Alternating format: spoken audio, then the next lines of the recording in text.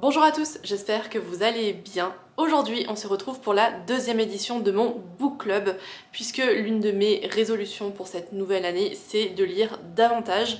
Et je dois dire que je suis pas peu fière de moi, puisque pour l'instant, je tiens bien le rythme. Je crois que j'ai lu et fini 6 livres depuis le début de l'année. Et je voulais vous en parler aujourd'hui, puisque globalement, c'est quasiment tous des coups de cœur, en tout cas c'est des lectures que j'ai appréciées. Il y a énormément de romans, mais il y a également une BD, puisque c'est un genre que je connais que très peu, et je m'y mets petit à petit. Donc d'ailleurs, si vous avez des recommandations en matière de bande dessinée, je suis preneuse, n'hésitez pas à me laisser un commentaire. Et voilà, je vais vous raconter tout ça aujourd'hui. On commence tout de suite avec le roman qui a, je crois, le plus fait parler de lui en 2024. En tout cas, moi je l'ai vu partout, sur les réseaux sociaux, dans la rue, dans le métro, et forcément, à force de le voir partout, ça a un peu aiguisé ma curiosité. Et je me suis procuré La femme de ménage de Freida McFadden. Je vous mets la couverture à l'écran. Je pense que vous l'avez déjà vue au moins une fois. Je vous raconte en quelques mots l'histoire. Vous la connaissez peut-être probablement. Il s'agit d'un thriller psychologique qui suit une jeune femme qui s'appelle Millie, qui vient de sortir de prison et qui vit dans sa voiture. Et un jour, elle reçoit une offre de travail inespérée, puisque elle va vivre chez une famille new-yorkaise très aisée qui s'appelle les Winchester. Elle va s'occuper de leur fille, de l'entretien de la maison, etc. Et peu de temps après avoir emménagé dans leur sublime demeure de New York, elle se rend compte qu'il y a des choses un petit peu bizarres, que la maîtresse de maison est pour le moins perturbée. Plus elle fouille dans l'histoire de cette famille, plus elle trouve des choses. Bref, c'est une intrigue qui, je dirais, n'est pas follement originale. En parlant autour de moi, je sais qu'il y a des gens qui me disaient que voilà, la mécanique est quand même très connue et qu'elle se voit dans beaucoup de livres. Néanmoins, qu'est-ce qu'il est efficace. C'est un livre que j'ai dévoré en 3 jours. Je l'ai commencé, je pense, un dimanche et je l'ai fini un mercredi soir, en travaillant quand même toute la journée entre toutes ces sessions lecture. Donc c'est vous dire à quel point il m'a happée. Je le compare un petit peu à une série Netflix que vous binge-watchez et dont vous enchaînez les épisodes parce que vous ne pouvez pas vous arrêter, parce que vous avez beaucoup trop envie de découvrir ce qui se passe ensuite. Et c'est un peu ce qui s'est passé avec ce roman qui, voilà, m'a totalement... j'ai été totalement happée par cette intrigue qui est redoutablement efficace. C'est une intrigue qui est haletante, qui, je trouve, est très bien rythmée, avec, sans vous donner de spoiler, un plot twist que moi je n'ai pas vu venir. Donc voilà, je trouve qu'il y a un peu tous les ingrédients réunis pour en faire un best-seller populaire. Et quand je dis populaire, c'est dans le sens positif du terme. Sachez qu'il y a 2 suites à ce livre qui est en train de devenir une espèce de saga best-seller. Et si vous n'aimez pas lire, bon, bizarre, ce serait bizarre si vous regardez cette vidéo, mais au cas où, La femme de ménage sera également adaptée en série par Netflix, je crois, et ça sera disponible fin 2025. J'ai un peu peur que le tome 2 soit un peu répétitif par rapport à l'intrigue du tome originel, mais écoutez, je pense que je vais le garder dans un coin de ma tête, et si jamais un jour j'ai une envie irrésistible de me lancer dans un page turner, je pense que je me dirigerai quand même vers La femme de ménage 2, je ne sais plus comment il s'appelle, mais il a une couverture rouge celui-ci, et il y a un 3e tome qui est sorti je crois cette année également. On passe ensuite à un autre succès de librairie, mais là pour le coup je pense que j'ai 5-6 bonnes années de retard. C'est un livre qui est sorti je dirais vers 2017-2018 et il a fait grand bruit à ce moment-là. Il s'agit du roman Changer l'eau des fleurs de Valérie Perrin.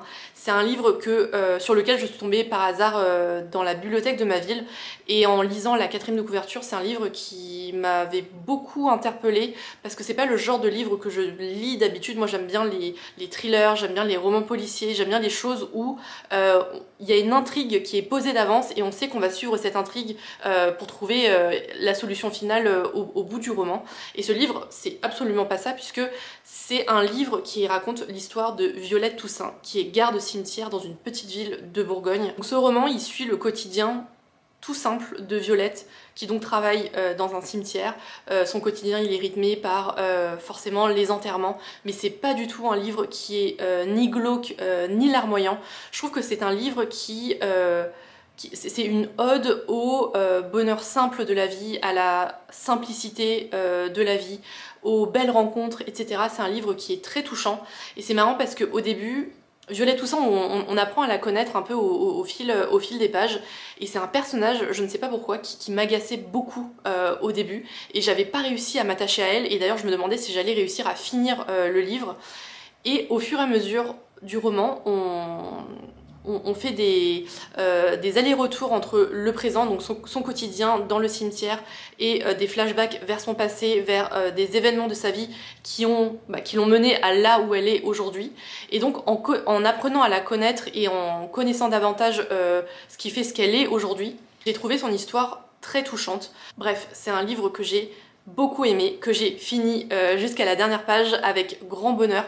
C'est un livre qui est un mélange d'émotions. On ressent parfois de la joie, parfois beaucoup de colère aussi, je trouve, de la tristesse, de l'empathie.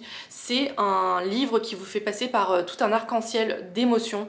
Et voilà, quand on referme ce livre, on a une petite pointe de nostalgie et en même temps on est content de l'avoir lu. Je trouve que c'était une lecture qui était à la fois rafraîchissante, très profonde aussi, et en même temps, même si elle est parfois triste par moments, assez réjouissante. Donc voilà, j'ai beaucoup aimé ce livre qui est un peu comme une pâtisserie douce amère. C'est comme ça que je pourrais la qualifier, mais en tout cas j'ai beaucoup aimé la lecture de Changer l'eau des fleurs.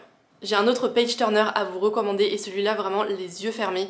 C'est un roman qui est sorti en 2024 et qui est signé Joël Dicker. Alors comme beaucoup, moi j'ai découvert Joël Dicker avec le roman qui s'appelle La vérité sur l'affaire Harry Kéber.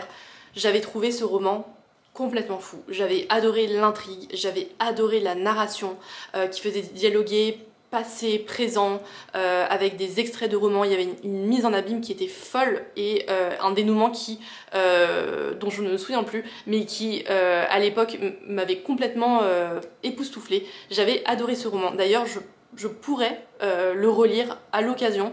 Je suis pas du genre à relire des livres, mais celui-là, je pourrais totalement le faire parce que j'avais adoré cette expérience de lecture. Et donc j'en viens au roman dont je voulais vous parler aujourd'hui qui s'appelle Un animal sauvage. Et pareil, je crois que j'ai tout aimé dans ce livre, je l'ai dévoré. C'est un roman qui est à mi-chemin entre un thriller psychologique et un roman policier qui commence un peu avec la fin, qui est un braquage dans une bijouterie, dans une prestigieuse rue de Genève, qui est la rue du Rhône, qui est un peu genre l'artère commerciale où il y a toutes les maisons de luxe qui s'y trouvent. Et on suit en fait plusieurs histoires que l'on croit séparées et indépendantes les unes des autres. On suit une avocate qui a un peu une famille parfaite, on suit son mari qui a très bien réussi dans la vie, qui est banquier, et on se rend compte petit à petit qu'il cache quelques secrets à sa femme. On suit un policier qui, on ne sait pas pourquoi, commence à espionner sa voisine et qui est donc cette riche avocate. Au début, on suit toutes ces petites histoires, on apprend à connaître tous ces personnages, leur quotidien, leur métier, les personnes qui les entourent dans la vie de tous les jours. Et on comprend pas très bien les liens qui les unissent les uns aux autres, ce qui n'est pas très grave puisque c'est vraiment très bien raconté.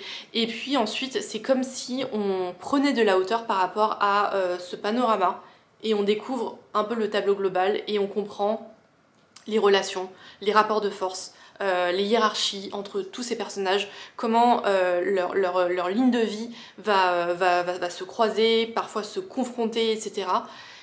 Et c'est incroyable. Moi j'adore la plume de Joël Dicker, j'adore la manière qu'il a de raconter des histoires, c'est vraiment ingénieux, c'est très fin, voilà, c'est très réussi. Moi j'ai adoré Un animal sauvage. Là aussi, sans vous spoiler, il y a un plot twist, encore une fois, que je n'ai pas vu venir. Donc la surprise n'en a été que plus grande à la fin du roman.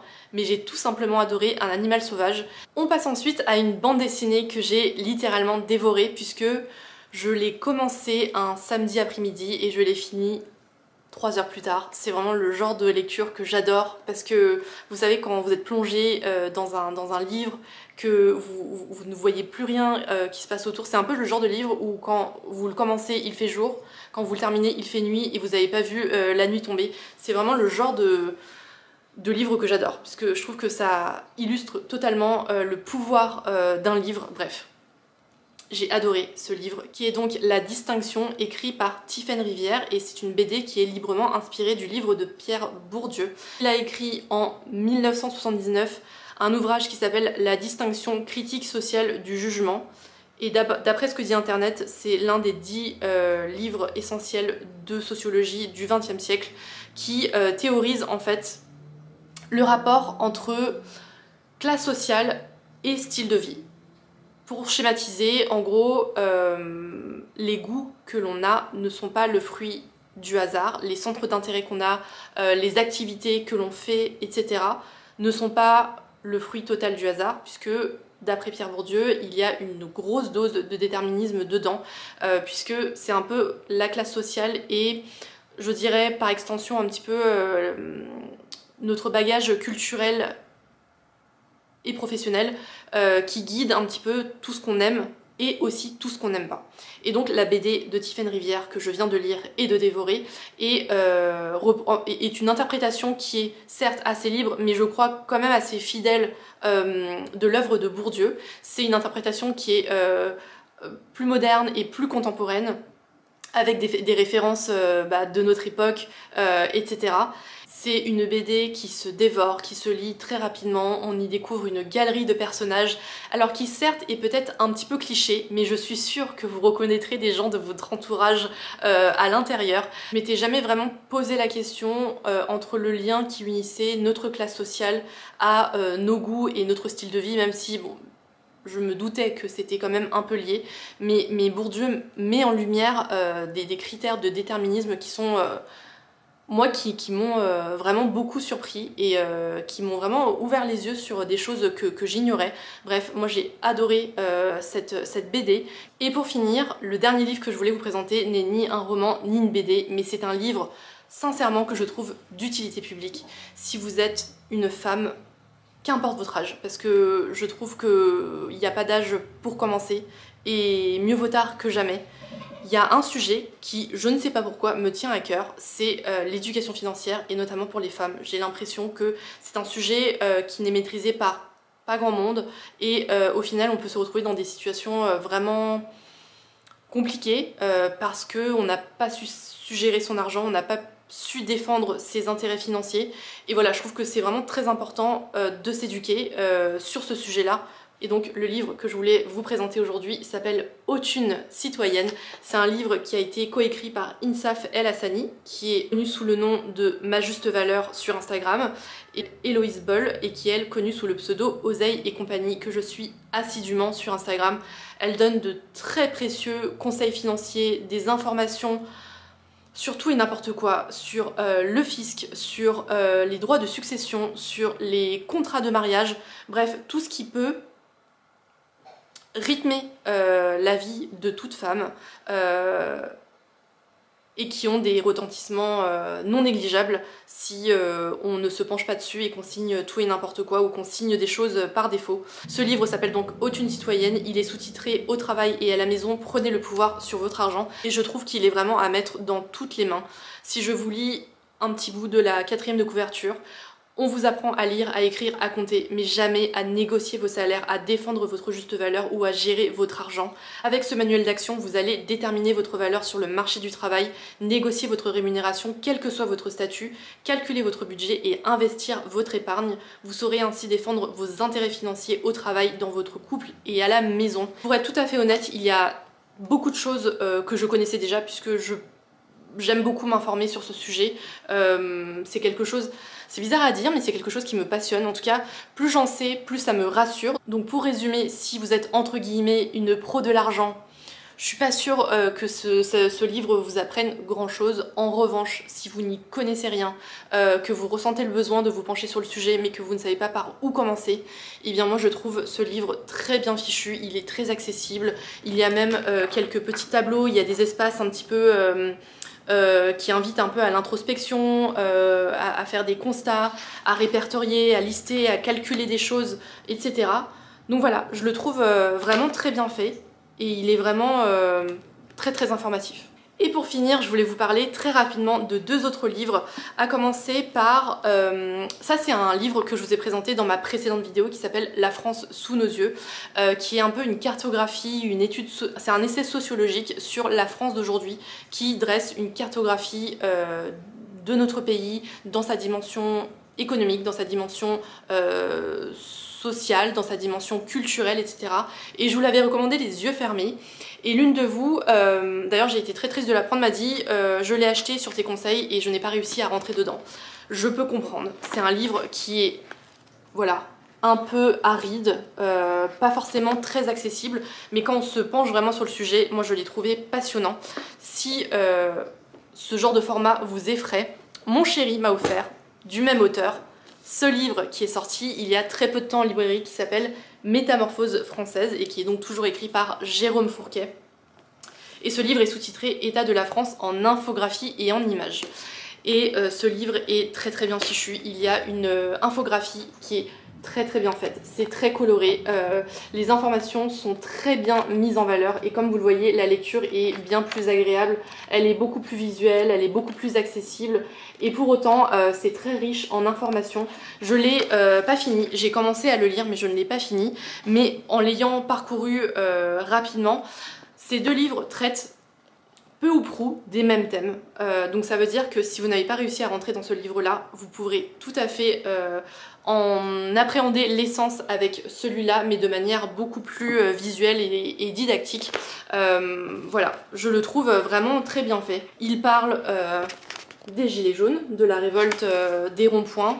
Il parle du marché du luxe, on passe vraiment du coq à l'âne et de son impact sur l'exportation à l'étranger. On parle du phénomène des parcs à thème, des festivals et de l'économie touristique. Bref, c'est vraiment très intéressant, je trouve que c'est très éclairant si vous voulez en savoir plus sur le pays tel qu'il est aujourd'hui. Voilà, je ne peux que vous recommander ce livre. Et avant de clore la vidéo, comme la dernière fois, je vous montre rapidement ma lecture du moment, qui est ce roman qui s'appelle Bien-être de l'auteur américain Nathan Keel. Ce livre, j'en ai entendu parler puisque début janvier, Le Monde a fait un article qui annonçait le top 10 des meilleures lectures des lecteurs du monde en 2024 et ce livre en faisait partie. Et ce qui m'a convaincue d'acheter ce livre, puisque j'ai voulu m'inscrire sur la liste d'attente dans ma bibliothèque et j'étais en position 20, autant dire que j'allais attendre près de 2 ans pour l'avoir entre mes mains, donc je l'ai acheté en librairie.